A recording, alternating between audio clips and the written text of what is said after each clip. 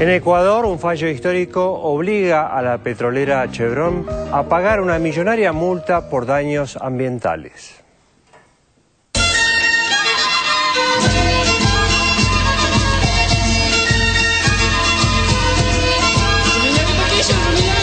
La petrolera estadounidense Chevron deberá utilizar buena parte de sus generosas ganancias anuales en Ecuador para pagar una millonaria multa por los daños ambientales que provocó en la región amazónica la compañía Texaco, adquirida en 2001 por el gigante petrolero.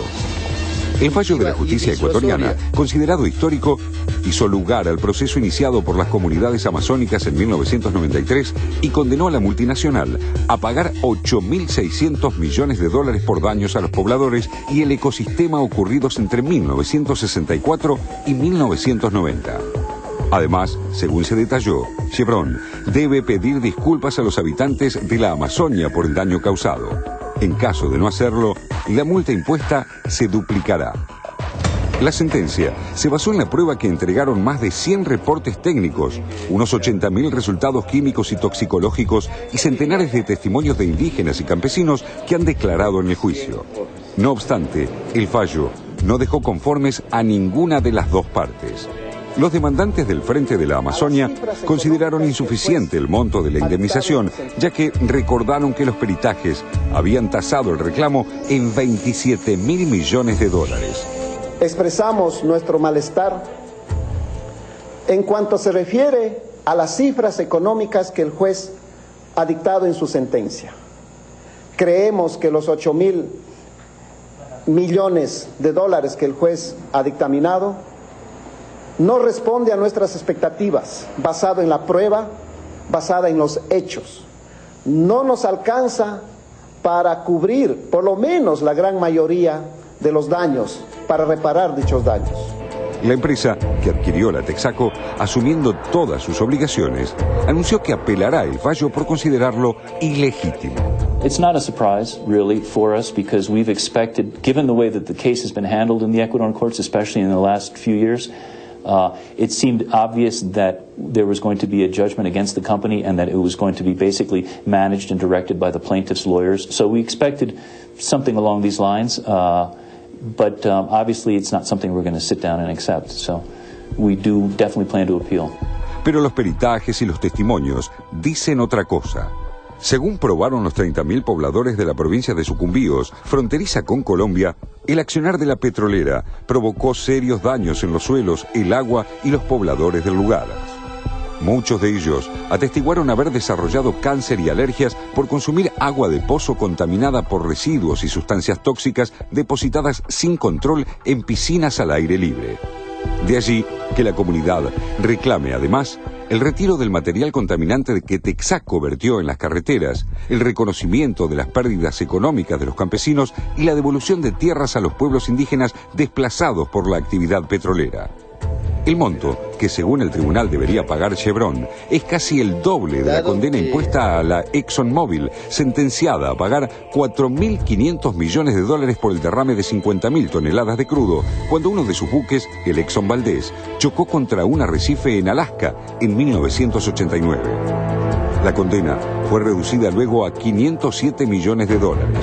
Chevron enfrentó la demanda luego que en el 2001 un tribunal de Nueva York le ordenó someterse a la jurisdicción de Ecuador. Ese fue el primer proceso en la historia en el que se obliga a una petrolera estadounidense a responder ante la justicia de otro país. Las ecologistas Amazon Watch y Rainforest Action, con sede en Estados Unidos, dijeron que se trata de un fallo sin precedentes. Es la primera vez que los pueblos indígenas demandan a una empresa multinacional en el país donde se cometió el delito y lo ganan, enfatizaron. Chevron no tiene activos en Ecuador que puedan ser incautados para el cumplimiento de la sentencia, pero los demandantes podrían iniciar procesos en terceros países donde la empresa sí tiene operaciones.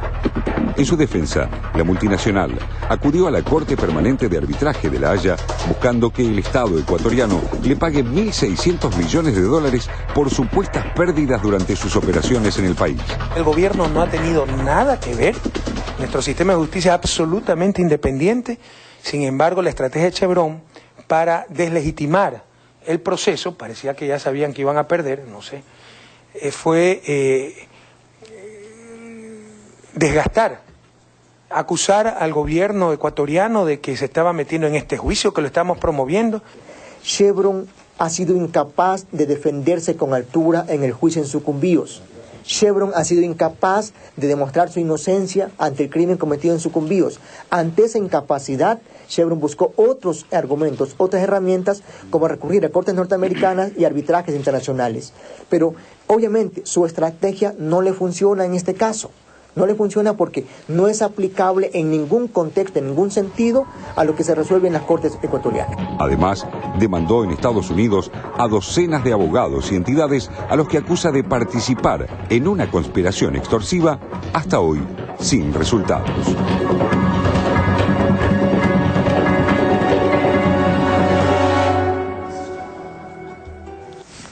Bueno, a veces parece creaciones artísticas, algunos fallos de los jueces, fallos de los jueces no, por lo menos el argumento de los abogados, ¿no? Esto que le permite todavía a Chevron a resistirse a pagar la indemnización en base a lo que dice la Corte de la Haya, a tratar de dar vuelta y sentirse la perjudicada o la víctima por la acción del gobierno. La línea del ALCA era esa, ¿no es cierto? En alguna manera los puntos que traía el ALCA, si se hubiera firmado, era esto, de la defensa de las multinacionales en contra de los estados. Tal cual, tal cual. Lo que queda en claro, y me parece que eso sí queda como una experiencia válida, es toda la demostración que se hizo a lo largo de este juicio de los perjuicios que se cometieron a través de la explotación petrolera, tanto contra las poblaciones campesinas, las poblaciones indígenas que trabajaban la tierra con su desplazamiento, como contra el medio ambiente, ¿no? Lo cual indica que con estos temas hay que tener muchísimo cuidado, más allá de no negar la posibilidad de la explotación petrolera a países que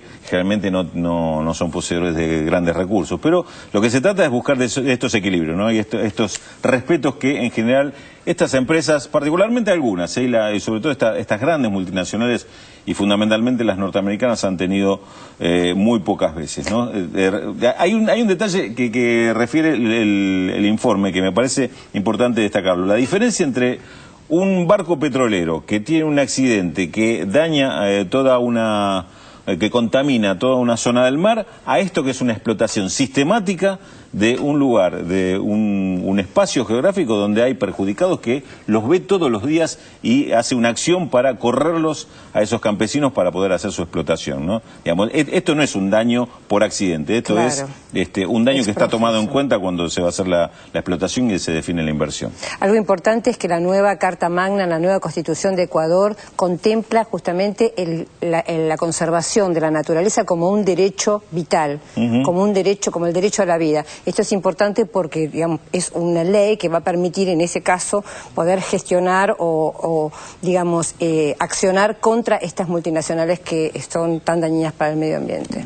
Sí, la conclusión es que 8.500 millones de dólares le ordenó la justicia ecuatoriana pagar a Chevron. Chevron dice que no los va a pagar ni eso ni los 27.000, mucho menos, así que la cuestión sí es un debate sin duda abierto.